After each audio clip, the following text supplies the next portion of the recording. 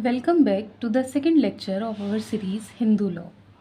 अभी last lecture में हमने पढ़ा था कि एंशंट सोसाइटीज़ के लिए लॉ का मीनिंग क्या था। वहाँ पर हमने धर्म के बारे में पढ़ा था।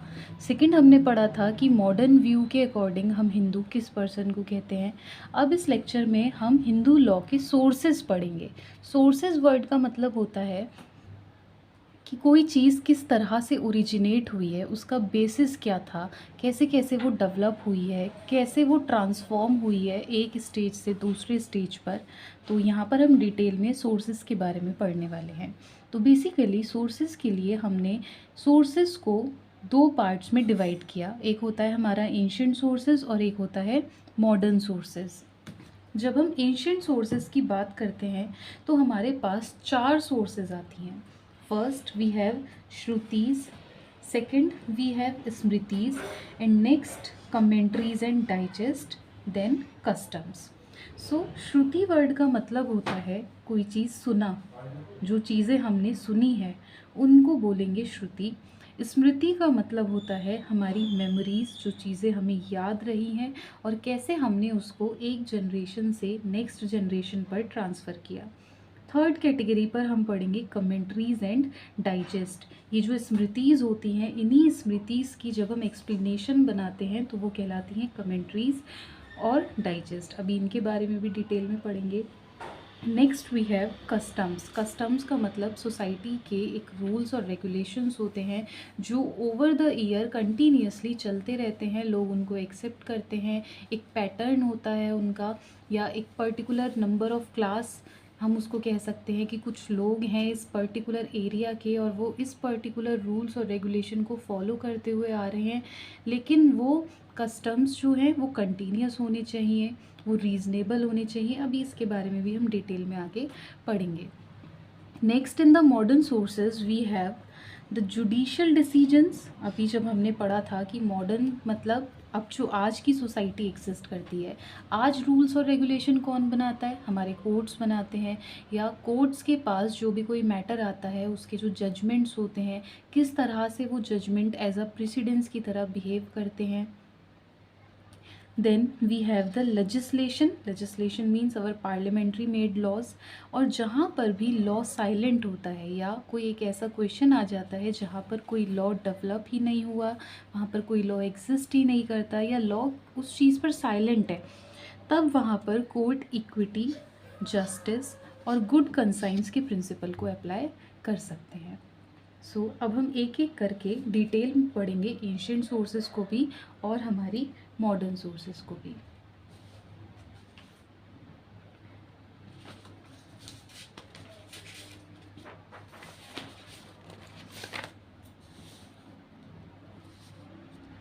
सो इन द एंशिएंट सोर्सेज सबसे प्राइमरी सोर्स और सबसे पहला सोर्स जो हमारे पास था वो था श्रुति। श्रुति का मतलब होता है क्या चीज़ें सुनी गई थी। तो श्रु वर्ड से ये अराइज हुआ है जिसका मतलब होता है टू हियर। अब श्रुति का मतलब कहते हैं कि वो चीज़ें सुनी गई हैं। तो कहाँ से सुनी गई हैं? वो सुनी गई हैं from the God, from the divine. God means यहाँ पर इन्होंने श्रुति वर्ड को जो डिफ़ाइन किया वो ये इस सेंस में डिफ़ाइन किया गया है कि by the words of the God. God के क्या वर्ड्स रहे हैं, क्या वो गॉड के वर्ड किसी ने सुने हैं, उनको हम बोलते हैं श्रुतिज। जैसे ये जो डिवाइन अटरेंस है ये हमें कहाँ पर देखने को मिलती है? ये हमें मिलती हैं इन अवर वेदास, इन अवर Vedang and उपनिषेद्स।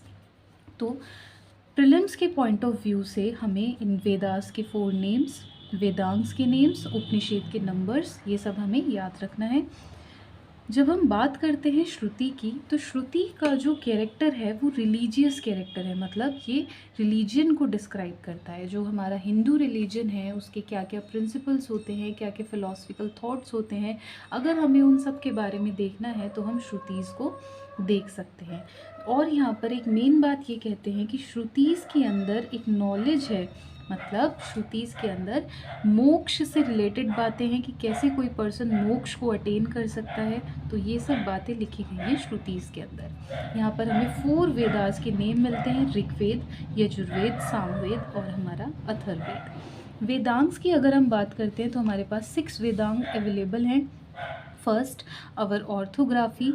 Second, treatise dealing with rituals, grammar, prosody, astronomy and lexicon. Orthography का मतलब होता है कि एक लैंग्वेज को लिखने का क्या तरीका होता है। जैसे अगर हम एक हिंदी लैंग्वेज लिखते हैं तो कहाँ पर हमें पूर्ण विराम लगाना है, कहाँ पर अल्प विराम लगाना है, कहाँ पर हमें इंग्लिश लैंग्वेज में जैसे कॉमा लगाना है, हाइफन लगाना है, एक्सक्लेमेटरी मार्क लगाना है। तो जो एक स्ट्रक्चर होता है एक लैंग्वेज को जो लिखने का तरीका होता है उसको हम बोलते हैं ऑर्थोग्राफी। सेकंड हमारे पास है ट्रीटीज़ डीलिंग विद रिचुअल्स। इसका मतलब जो हमारे रीति रिवाज होते हैं उनके बारे में डिटेल्स में प्रोवाइड किया गया है। ग्रामर सबको पता है, rules and regulations of the language, कि उस लैंग्वेज के क्या क्या कंपोनेंट्स होंगे, कैसे हम उस लैंग्वेज को फ्रेम करेंगे, वो हमारा ग्रामर में आएगा। Then we have prosody. Prosody का मतलब होता है जो हमारी एक पोइट्री होती है, उस पोइट्री में एक राइम होती है, एक रिदम होती है, उस चीज़ को बोला जाता है प्रोसोडी, और हिंदी में इसको बोलते हैं छंद। फिफ्थ नंबर पर हमारे पास आती हैं एस्ट्रोनॉमी। सबको पता है एस्ट्रोनॉमीज़ क्या होती हैं। ज्योतिष शास्त्र जो होता है हमारा, जिसके जब हम प्लैनेट्स की पोजीशंस या कोई पर्सन का बर्थ नंबर देखकर हम उसके बारे में उसकी कुछ बेसिक बातें हम उसके बारे में बता देते हैं, वो चीज़ें कहलाती हैं astronomy. And then we have lexicon. Lexicon means हमारा डिक्शनरी, या हिंदी में हम इसको बोल सकते हैं शब्दकोश। श्रुति के अंदर हमें जो 4-5 पॉइंट्स हैं याद रखने वाले, वो ये हैं कि श्रुति का मतलब जो बातें सुनी गई हैं, कहाँ से सुनी गई हैं, from the words of the god. कहाँ पर ये हमें देखने को मिलती हैं, in the Veda, in the Vedangas and in Upanishad. Vedas के 4 नेम हमें याद करने हैं from the tree point of view. Vedangas के नेम हमें याद होने चाहिए कि वेदांग्स की 6 कैटेगरीज किस किस चीज़ों के बारे में बात करती है। सेकंड, यहाँ पर जो हम एक सेकेंडरी सोर्स पढ़ने वाले हैं वो है हमारे पास स्मृति। स्मृति का मतलब होता है मेमोरी। मतलब अगर आप कुछ चीज़ सुनेंगे तो वो सुन के आपकी मेमोरी में आ जाएगा, है ना, आपको वो चीज़ याद रह जाती है। तो ऐसे ही हमारे ऋषि मुनि ने क्या क्या बातें सुनी और सुन के जो उन्होंने याद रखा, याद रखने के बाद उन्होंने उसको एक जनरेशन से दूसरी जनरेशन पर कैसे ट्रांसफ़र किया, कैसे उन्होंने पहुंचाया, उस चीज़ को हम बोलते हैं स्मृति। स्मृति जो होती है, हम स्मृति को 2 कैटेगरीज में डिवाइड करते हैं। एक हमारा प्राइमरी स्मृति और एक हमारी सेकेंडरी स्मृति। तो हम इसको कह सकते हैं धर्म सूत्र और धर्म शास्त्र। धर्म सूत्र मीन्स अवर प्रोस एंड धर्म शास्त्र मीन्स पोइट्री।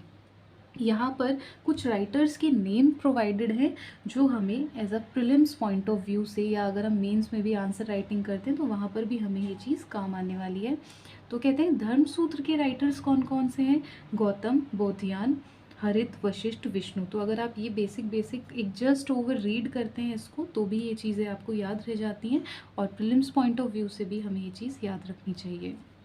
नेक्स्ट, धर्मशास्त्र के जो राइटर्स हैं वो मनु, यज्ञवल्क्य, बृहस्पति और नारद।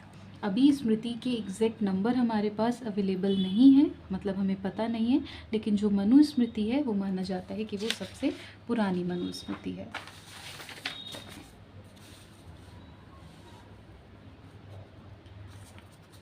स्मृतिज़ जो होती हैं वो भी डील करती हैं किससे, मोरालिटी से और रिलीजन से, लेकिन ये ज़्यादा सेक्युलर है एज़ कम्पेयर टू श्रुतिज़। जब हमने श्रुतिज़ की बात करी थी तो वहाँ पर हमने बोला था कि रिलीजन से डील करती है, तो religion means our Hindu religion. लेकिन जो हमारा स्मृति है, जो स्मृति के अंदर रूल ऑफ मोरालिटी है या रूल्स ऑफ रिलीजन है, इनका नेचर थोड़ा सा सेक्युलर है। मोरालिटी का कोई रिलीजन नहीं होता। जो बातें मोरल्स होती हैं, जो बेसिक मैनर्स होते हैं, जो बेसिक कंडक्ट होना चाहिए, वो हर रिलीजन में ऑलमोस्ट सिमिलर होता है। नेक्स्ट, थर्ड कैटेगरीज हमारे पास आती हैं कमेंट्रीज एंड डाइजेस्ट। तो कमेंट्रीज और डाइजेस्ट का मतलब क्या होता है कि जो एक पर्टिकुलर स्मृति थी, उस स्मृति के ऊपर अगर हम कोई एक्सप्लेनेशन लिखते हैं, किसी एक पर्टिकुलर स्मृति के ऊपर अगर एक पर्टिकुलर स्मृति के ऊपर अगर हम कुछ कमेंट्स करेंगे या उसको हम डिटेल में उसकी एक्सप्लेनेशन देंगे तो वो कहलाता है कमेंट्रीज़। और बहुत सारी स्मृतिज़ को ग्रुपिंग करके अगर हम उसके बारे में लिखेंगे तो वो कहलाता है डाइजेस्ट। डिफरेंट डिफरेंट स्मृतिज़ के बारे में लिखते हैं तो डाइजेस्ट कहलाएगा, और किसी पर्टिकुलर स्मृति के बारे में लिखते हैं तो वो हमारा कमेंट्री कहलाएगा। अब ये जो हमारी कमेंट्रीज़ हैं इनको हमने दो पार्ट्स में, मतलब हमारे पास दो कमेंट्रीज़ हैं, वैसे तो बहुत सारी हैं लेकिन मेन कमेंट्रीज़ है हमारी, एक दया भाग कमेंट्री और एक मिताक्षरा। दया भाग के जो राइटर हैं वो हैं जिमुतवाहना, और मिताक्षरा के जो राइटर हैं वो हैं विजनेश्वरा। यहाँ पर थोड़ा सा ये टाइपिंग एरर है, लेकिन यहाँ पर हम इसको लिख लेते हैं कि ये है विजनेश्वरा।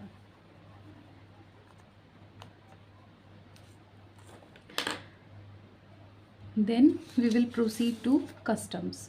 कस्टम्स क्या होते हैं? हमें पता है कि जो हमारी सोसाइटी थी वहाँ पर लोग एक ग्रुप में रहते थे नेचुरली, और ग्रुप में अगर वो रहते हैं तो उस ग्रुप के उनको कुछ पैटर्न्स फॉलो करने पड़ेंगे, उस ग्रुप के कुछ रूल्स और रेगुलेशन फॉलो करने पड़ेंगे। तो उन्हीं रूल्स और रेगुलेशन को हम बोलते हैं कस्टम्स या फिर हमारा यूसेज। कस्टम का मतलब होता है कुछ ऐसे रूल्स और रेगुलेशन जो किसी पर्टिकुलर क्लास के अंदर या किसी पर्टिकुलर एरिया के अंदर जनरेशन टू जनरेशन वो चीज़ें मानी गई हैं, लोग उनको फॉलो करते हैं।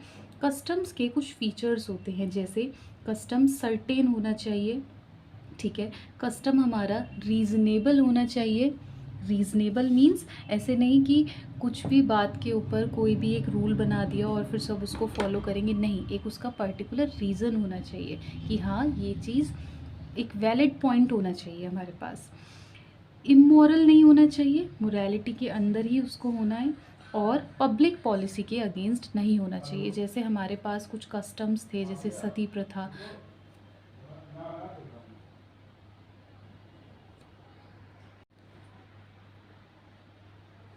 जो हमारे कस्टम्स होते हैं वो पब्लिक पॉलिसी के अगेंस्ट नहीं होने चाहिए। कुछ एग्जाम्पल्स हैं ऐसे जिसमें कोर्ट ने रिकॉग्नाइज़ करने से मना कर दिया, कोर्ट ने बोला कि ये कस्टम्स हमारे अलाउ नहीं किए जाएंगे। जैसे एक कास्ट से कस्टम था जिसमें वाइफ को ये अलाउ किया जाता है या वाइफ को अथॉरिटी दी जाती है कि वो अपने हस्बैंड को छोड़कर अपने हस्बैंड की कंसेंट के बिना दोबारा से एक सेकेंड मैरिज कर सकती है। तो ये तो हमारा एक हिंदू मैरिज एक्ट में, अभी हम आगे डिटेल में पढ़ेंगे, वहाँ पर बाईगैमी को प्रोहिबिट किया गया है। लेकिन यहाँ पर ये जो कास्ट कस्टम है ये बाईगैमी को प्रमोट कर रहा है, तो इस वजह से कोर्ट ने मना करा कि ये पब्लिक पॉलिसी के अगेंस्ट है और ये लॉ के भी अगेंस्ट है।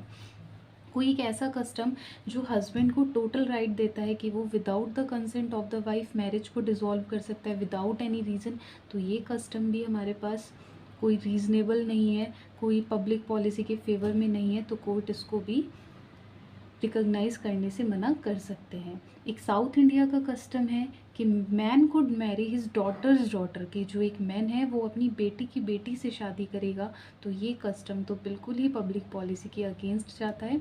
तो ओवरऑल हम ये कह सकते हैं कि कस्टम्स हमारे इस तरह के होने चाहिए कि वो सोसाइटी के साथ अपने आप को एडजस्ट करे, एक रीज़नेबल होना चाहिए, सर्टेन होना चाहिए, और सबसे मेन बात वो रेगुलर होना चाहिए। ऐसे नहीं कि पहले 5 ईयर्स उसको फॉलो किया गया, फिर 2 ईयर्स का गैप आ गया, देन अगेन उन लोगों ने या उस सोसाइटी के लोगों ने फिर से उसको फॉलो करना शुरू करा। नहीं, वो एक कॉन्टिन्यूटी में होने चाहिए, रीज़नेबल होना चाहिए और बहुत एंशियंट होने चाहिए, बहुत पहले से वो चलते हुए आते रहने चाहिए। कस्टम्स को यहाँ पर हम 3 टाइप्स में डिवाइड करते हैं। First we have the local customs. Local custom का मतलब होता है किसी पर्टिकुलर लोकेलिटी में, जैसे किसी एक डिस्ट्रिक्ट में रहने वाला जो एक पर्सन है, जो कोई, या हम कह सकते हैं किसी डिस्ट्रिक्ट के अंदर कोई छोटा सा एरिया है और उस एरिया पर अगर कोई कस्टम अप्लाई हो रहा है तो वो हमारा लोकल कस्टम है। किसी पर्टिकुलर एरिया का कस्टम, कोई छोटा, ठीक है, छोटा area. Then we have the class custom. Class custom means जो किसी पर्टिकुलर कास्ट पर अप्लाई होता है या जो किसी particular sect of the community पर अप्लाई होता है, और या हम कह सकते हैं कि किसी पर्टिकुलर प्रोफेशन के ही लोगों पर वो अप्लाई होगा। जैसे एग्रीकल्चर से रिलेटेड लोग हैं, उन्होंने अपना कोई कस्टम बना लिया, या मैकेनिकल आर्ट वगैरह है, और कुछ ट्रेड में एंगेज्ड कुछ लोग हैं, उन्होंने अपने कस्टम्स बना लिए, तो ये सब कहलाते हैं क्लास कस्टम। और थर्ड कैटेगरी हमारे पास आती है फैमिली कस्टम्स, फैमिली कस्टम मतलब जो केवल एक पर्टिकुलर फैमिली से रिलेट करता है, बाकी सोसाइटी से उनका कोई मतलब नहीं होता, उनकी फैमिली की जनरेशन टू जनरेशन वो रूल्स चलते हुए आ रहे हैं तो वो उनको फॉलो करते हैं। तो ये थे हमारे एंशिएंट सोर्सेस। और अब आगे नेक्स्ट क्लास में हम पढ़ेंगे about the modern sources. Hope you will like this lecture. So please do like, share and subscribe. Thank you.